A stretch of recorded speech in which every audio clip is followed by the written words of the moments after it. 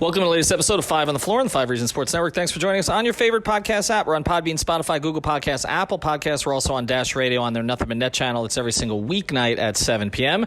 Check out 5 Reasons YouTube. Make sure that you subscribe. We do before Floor an hour before every game.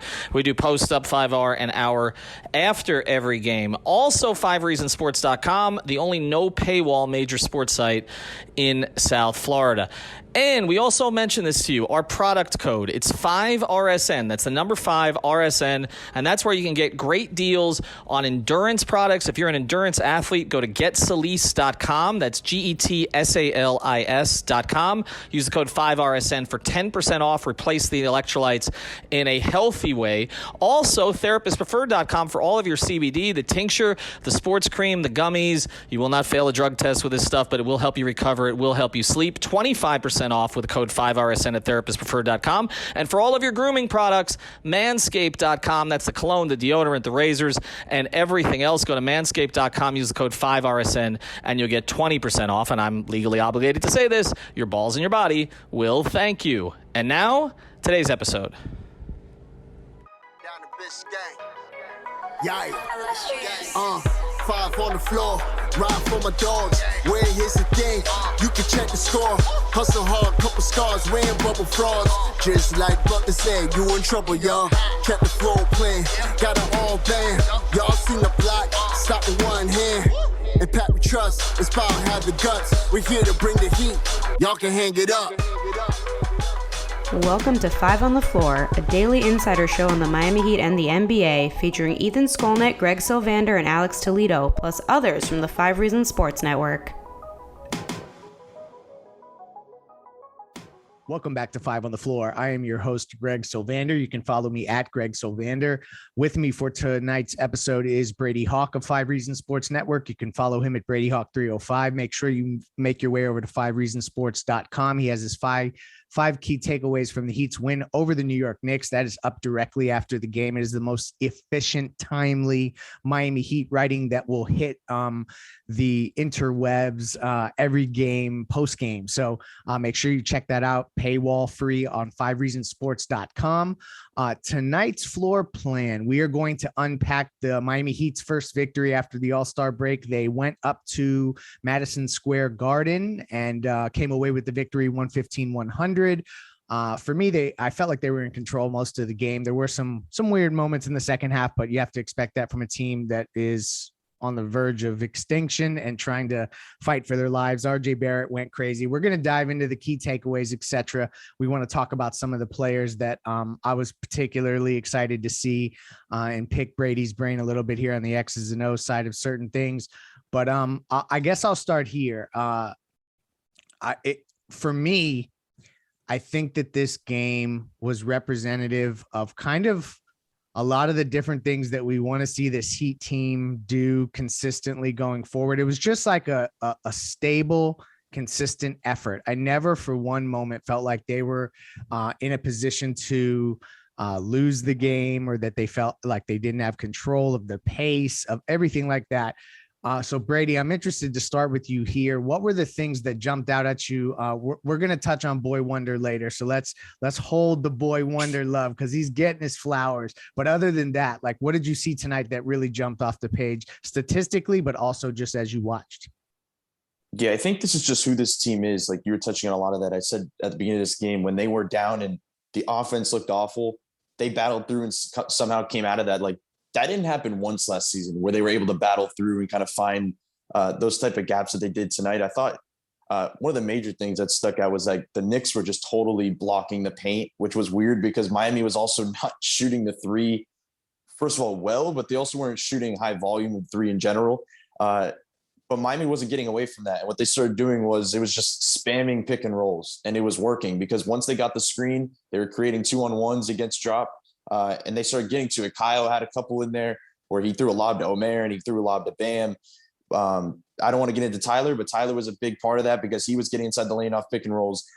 Jimmy just continued to get in there, get to the low block. So I thought that was just big time because when offense isn't working, they still have an outlet of some kind to kind of keep pushing forward, especially when they have somebody on the other side that's pretty much going off. But I think the biggest takeaway for me from this game, and I know we don't want to get into single players already, but it really was Bam. It like really was, because I'm watching this game and it's like one of those games where a guy gets defensive player of the year at the end of the year and you look back at a game, like this is one of the games that pops up on that, because it was just total dominance on that end. It's one thing where you're looking in the second quarter where Julius Randle dribbles into like the deep mid-range, stops, he throws Bam a pump fake, he gets him up in the air. Usually that means you're going to get a pretty good look.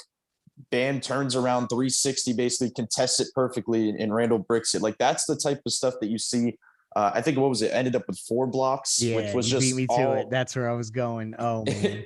It was all the same thing as well, because it was just maybe RJ or somebody trying to pick on Tyler, pick on Duncan, and here's Bam swarming from that weak side baseline, coming over for the block. Or the one, I think in the fourth, he was recovering on a pick and roll and he kind of spammed and blitzed out and he came back and he got the block from behind. Like that stuff is just so big time that I just felt like he really did dominate on that end. And it's a lot that we talked about before this game. Like this Knicks team really does fall into Miami's hand defensively. One thing for RJ to go off, like kind of hurts that. But usually when you see Randle at the half going 1 for 9, that was a lot of Bam Adebayo from that game.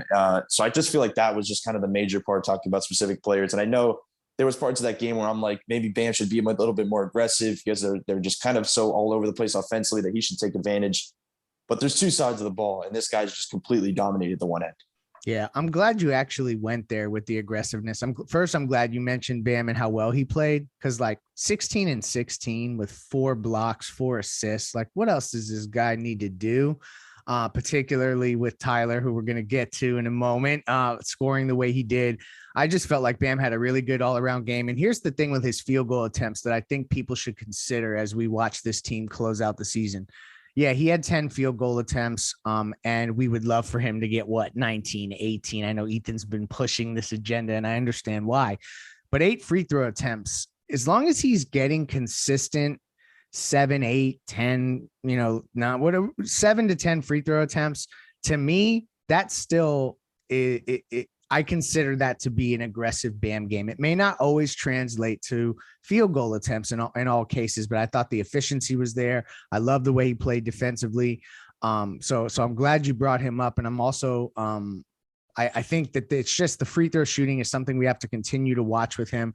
As I just quickly glance here, I wanted to check his free throws attempted in the month of, so he's averaging actually 6 free throws a game in the month of February, up from 5 in the month of January. So we're seeing that continue to go up as we're seeing even more aggressive Bam. Like I said, 7 to 10 is kind of that sweet spot. But Next, they have to start making their free throws consistently. That was a little bit weird again tonight, just as a team. Yeah, so I'm going to give you pain on that. So I play Prize Picks tonight. Go to prizepicks.com. Use the code 5 to get your initial deposit matched up to $100. I took Jimmy over 6.5 free throws made. He had 5 free throws made, and he missed a lot of free throws, and that one hurt. I also took Bam over 17.5 points, and he ended with 16. Pain right there. So let's not avoid the guy who needs to be discussed, because wow, dude comes back. It's been out. We knew he was going to be all right. Like, I don't think that anyone thought that he was going to have to come in rusty or anything, that he was recuperating from some kind of grave injury. But man, Tyler Herro, let's talk about him. Came back tonight, was super aggressive, sharp, got to his shots, no wasted movement. I liked his activity on defense. Honestly, I know RJ Barrett scored a lot, but when Tyler got, and I know that towards the end of the broadcast, it was mentioned that they're just essentially picking on Tyler or Duncan, whoever they can get to. There's two sides to that, because nobody on their team could defend Tyler, but I also thought Tyler competed pretty well defensively when he was matched up with RJ, considering RJ was, unconscious for the first half. What did he end with? 46. So that means he had 16 in the second half. He still had a good game all around. So hat tip to him. Brady, tell me what and you probably have this in your key takeaways. I haven't had a chance to read them, but talk about Tyler Herro tonight. He's back. He looked better than ever. And I hope that this is a sign of things to come. But what did you see tonight that you liked from Tyler?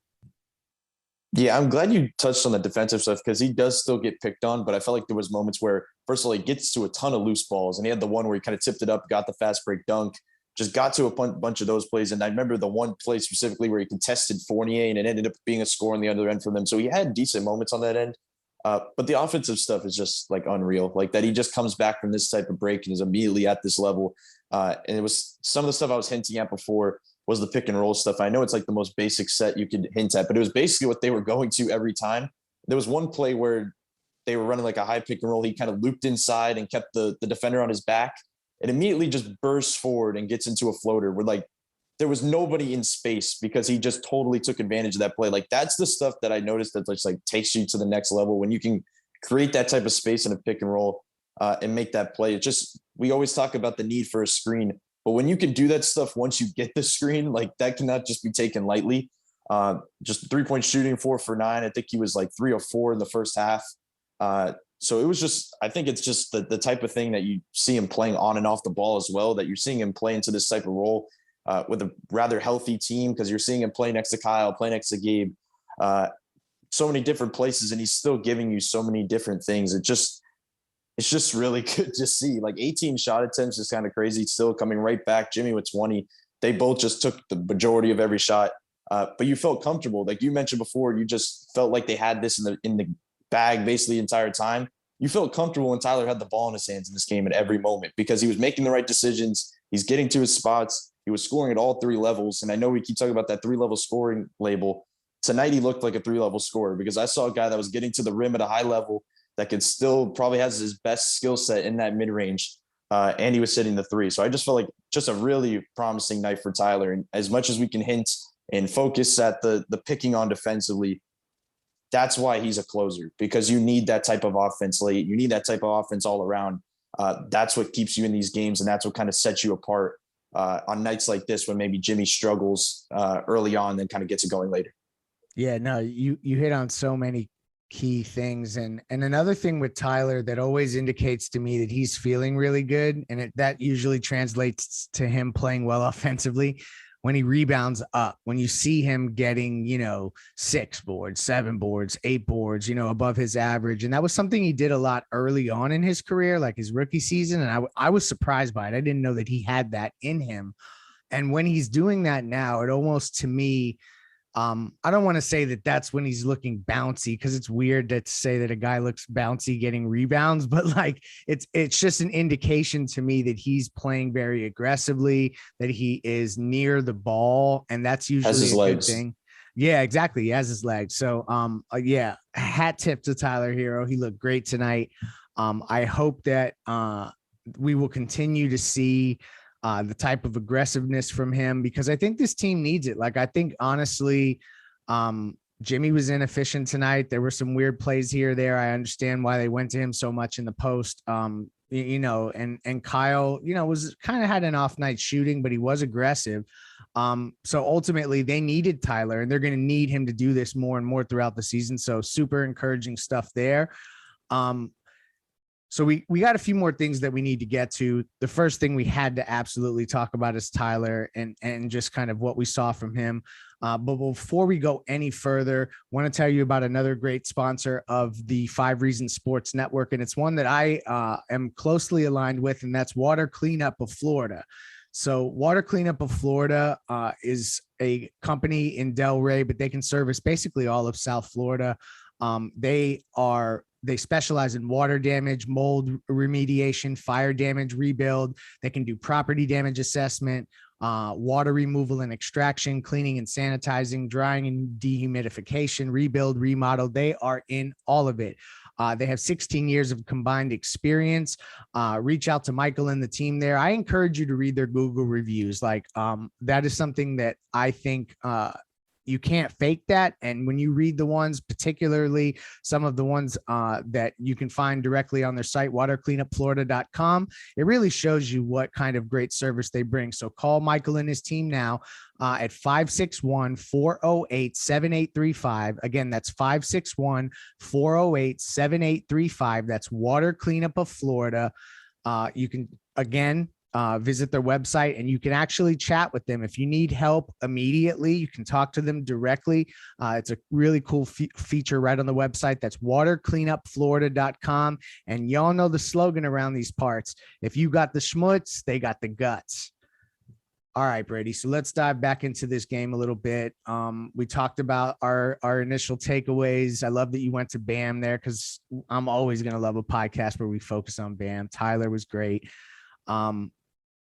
We talked maybe not enough about Kyle Lowry. Let's stop with Lowry here. And I kind of wanted to bleed into the discussion about the rotation, because that's kind of where I want to take us next.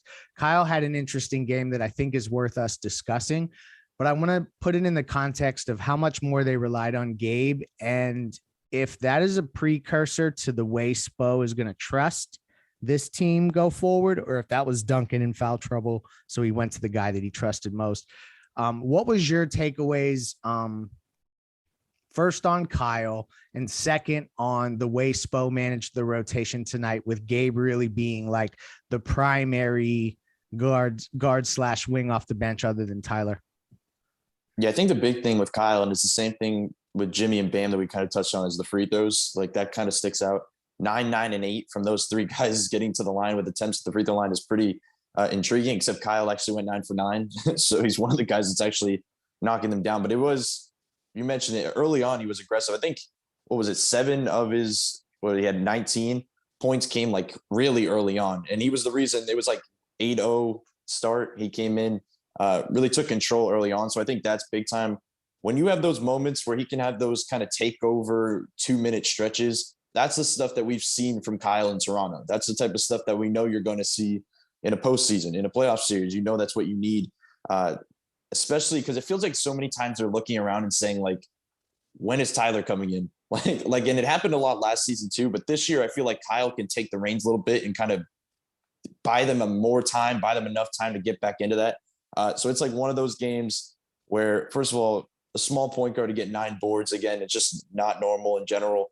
But just the activity he had, I just felt like was good enough. And the interesting thing, to pivot into that other topic with the rotation and Gabe, I feel like there was another game where Gabe gave them a decent spark. Like, I feel like the box score doesn't say it. He missed a couple in that corner, but he gave him a decent spark next to Tyler, just kind of giving him enough room to go, pulling certain defenders on the weak side away. But watching Caleb in that fourth quarter, like, that's the lock in this rotation to me. Like, that's what I kind of come down to, because I look at it. Omer's obviously plugging in for Dedmon when he comes back. Tyler's a lock. I think Caleb's getting pretty close to there, where I'm sitting here watching him make defensive stops, watching him make offensive plays, almost in a Jimmy way, because we always talk about, and Caleb talks about, trying to plug different things Jimmy does and try to take things from him. That and one finish down low, just that stuff just speaks volume to me. And it speaks, I think, volume to the coaching staff, because they trust him. And we've seen them this year trust him in big games. Like, I think back to that Milwaukee game when he had it going. Like, they've trusted him time and time again. Not that they haven't trusted Gabe, because they definitely have. But I think we saw at times when Gabe got, like, the size kind of showed against a team like this, where if there's a matchup coming down the line, I don't know if they can trust going too small in these ways. And there was the Gabe, Kyle, Tyler, I think it was Caleb lineups. Stuff, yep. The zone in that is kind of wild, because they put Caleb and Gabe up top, and it's Kyle and Tyler on the boxes. Yeah. And it's just, that stuff just cannot last in a playoff series to me. Like, I just cannot see them going to that too often. So to me, I think, in my opinion, I feel like it's just Gabe right now is the Oladipo plug guy. Like, I feel like they're looking at him as saying, if Depot can come back and hit a certain level, Depot can slot right in there. They don't have that true backup 4, but Caleb does just enough, and he provides things offensively and offensively. If they're going to trust him in those spots, he has enough size compared to Gabe, they could go there. So I feel like they're getting pretty close to knowing what their 9-man rotation is. But it shows that, especially Duncan struggling again. I know part of it was the foul trouble and stuff, but they brought in Max to make it 10 for like a 7-minute stretch. I don't think that's the worst thing to do. Like, I feel like there's times when a guy's struggling, especially when it's Duncan or Max, put the other guy in. Like, there's no reason not to. When your team is relied on depth, there's no reason not to try to make a spark. He hit the 1-3 immediately when he came in. Like, that's the stuff what you want to try to look for. And I think that's going to be the same thing. If maybe Tyler, Depot, Caleb doesn't have it going on a night in a playoff series, bring in Gabe and see what he can do. So that's kind of where I come down on it. I really do think, though, looking at tonight specifically, because it is relevant, that Caleb really showed tonight that why this team trusts him. I'm glad you went against the grain and you brought up Caleb because he had 16 minutes, right? So it's like you look at that and you think, he was maybe an afterthought, but he's coming off an injury. They're easing him back in certain ways. And you're totally right. Like, I think ultimately in a playoff setting, Caleb fits just because of the defensive stuff, the length, the finishing. The Heat tweeted out the other day, what's your favorite play of the season? The first thing that popped in my head, listen, I don't have control over these things. It's Caleb's dunk on Milwaukee. Like, I think that's the play of the season because it's the first thing that hit my gut when I thought about this season. So yeah, I'm with you there. This is interesting though, like Duncan having a bad game, but Strus also not playing. I think that is informative in terms of that. I ultimately think Spoelstra's just always going to side on defense, and Gabe and Caleb are able to plug certain holes and do certain things. You talked about what Caleb did. He's like doing the free safety cornerback stuff that Jimmy does. You're right. You're totally right about that. He caught them slipping late for a quick, easy basket. So yeah, I think that's an interesting thing to watch because I think Gabe has played so well lately that we're almost like penciling him into the lineup. I said, I tweeted mid-game that he's entrenched in the rotation. And then as I started to watch, I thought to myself, wait a minute, maybe I'm speaking too soon. And we'll see what happens with Oladipo. But I just thought usually when Duncan has games where he has 13 minutes and can't hit a shot, that's like the Max Strus, had 27 minutes and it's that kind of night. And I just think it's interesting as you see Spoelstra have every wing at his disposal, minus obviously Depot, that it ended up not being either of those two guys. And the fact that they can do that and they can still get going, I just think is really encouraging going forward. So one more time, I want to tell you guys about prizepicks.com. It's my favorite daily fantasy app. I use it all the time. They do really cool NBA, NFL, PGA, NFL season's over now. So you can do NHL, soccer, prop bets. So you essentially choose your favorite player. You choose their over and unders. You can bet $5, $10, and you can double your money. You can win up to 10 times your money, depending on how you do these flex plays and power plays. It's a lot of fun. For instance, tonight I went over 14.5 points for Tyler Herro. He scored 25, and that was a good pick. My Bam Adebayo pick, where he ended with 16 points instead of over 17.5. I didn't do too well, but the point is that it's a lot of fun. You can follow your favorite teams, and it's a way to bet on a regular basis. Use the promo code 5 FIVE. That will double your initial deposit. And definitely watch Prize Picks on 5. That's on our YouTube channel. Reach out to me. I'd love to chop it up with anybody who uses the app about the picks that they like, etc. So check out prizepicks.com, download the app, and use the code 5 to have your initial deposit doubled. All right. So we're going to close up shop here. The Miami Heat again, win in Madison Square Garden. That's now 5 out of 6 that they've gone into the Garden and won. 115-110. Ended up with shooting 47% from the field, 34% from 3 on 32 attempts. They got out rebounded by 1. They're 8-13 coming into this game when they're out rebounded. So they bucked that stat. Only 8 turnovers. They took care of the ball, and that's really good to see. So kind of as we close here, they have their second night of a back-to-back, which they're 6-3 on the first night, now 7-3, but only 2-7 on the second night. But San Antonio had a wild one tonight. They won it. They scored 150, and I think they beat Washington 150 something in double OT. They'll be coming to Miami. Just looking ahead, Brady, I think you're going to be in attendance tomorrow night. Is that accurate? Yeah. What are you looking for? Do you think the Heat rest anybody? 1, and 2, should we be concerned at all about anything that San Antonio is bringing into the building? Is this stat quo? Let's get through this ball game. Just I'm interested to hear not your takeaways of the game, but your your preview of the game, we'll say. Yeah, I don't think they should be worried about anything. When I'm looking at this stat sheet, I see Keldon Johnson had 32 tonight, Pirtle had 28, Murray had 31. But then you look across the board here, Murray had 43 minutes, Pirtle had 41 minutes, and Keldon Johnson had 46 minutes. Those are some young guys, so like they probably be all right, but that'll wear on you in that fourth quarter if it's a close game in that third or fourth. So that's something to keep track of. 157, by the way, I know it was double OT, but we saw Heat Charlotte go double OT, and it was like lower hundreds. So like that was just they obviously could score the ball a little bit, but I don't think they should be too worried. I don't see the Heat resting anybody. Like I feel like this is on the back half of this regular season that they're just trying to gel more than anything than rest. They're just coming off the All-Star break with Jimmy kind of hanging out in the Bahamas and doing all this other stuff that he's just ready to hoop probably. So it'll be interesting. I'm just more interested to see guys like Duncan trying to get on track before the postseason, Tyler trying to continue to find a rhythm here. And like I said earlier, just them finding their rotation. Like I feel like we could sit here and I know I keep saying that Caleb is the rotation guy, but part of me sits here and is like, they're going to play the hot hand at game 82. Like when the season ends, Gabe could be hot, Caleb could be on a bad streak, or it could be vice versa, and they're going to play that guy. But that's kind of the beauty of when you have such a deep team and you have so many guys you can go to. It's just a really positive element. But I'm interested to see which guys on that back end kind of shine. And I do think the one guy that probably doesn't play is Dedmon. I probably feel like they give him another night off, especially considering it is the Spurs on the second night of a back-to-back. Yeah, no, I think that's a great point. I'm looking at this box score. San Antonio got up 108 shots tonight. That's like 22 more shots than the Heat got up. That's just insane stuff happening there. Looking forward to that game.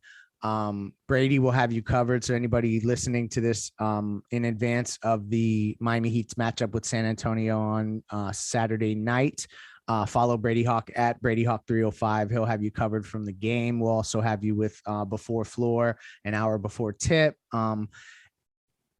This is where I want to end. A couple there were some news dumps throughout the game. One came from Adrian Wojnarowski. So just want to make sure our listeners know of all the latest stuff related to the Miami Heat. The Heat have signed Haywood Highsmith to a new 10-day contract. So his second 10-day deal was set to expire tonight. They've signed him to another 10-day contract. So I think they're just going to continue to have him in waiting in the wings there.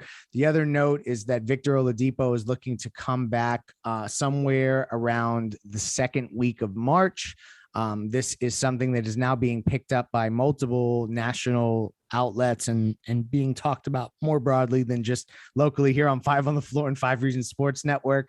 I checked around, nothing definitive yet, but the game that I was told to aim for, but obviously these things are fluid. I mean, I heard stuff about Markieff Morris and still don't understand how it didn't happen. I'm hearing Monday, March 7th against his former team, the Houston Rockets, is kind of maybe a game to target for Oladipo being back, because that was something that got picked up. Adrian Wojnarowski had a report, and then I think Tim Bontemps also mentioned it. So a couple of just housekeeping notes for Heat fans out there watching for the Oladipo return. Haywood Highsmith will be around. Check the 5 Reasons Sports YouTube channel for all of our content. We'll have you covered for tomorrow night's game against San Antonio. 5 on the Floor back Sunday going into Monday. We'll get you ready for the brutal stretch of Heat games against contenders. We will see what the Heat are made of very soon, but Ethan will be back to navigate through that. Thank you for listening. Have a great night. Thank you for listening to the 5 on the Floor on the 5 Reasons Sports Network.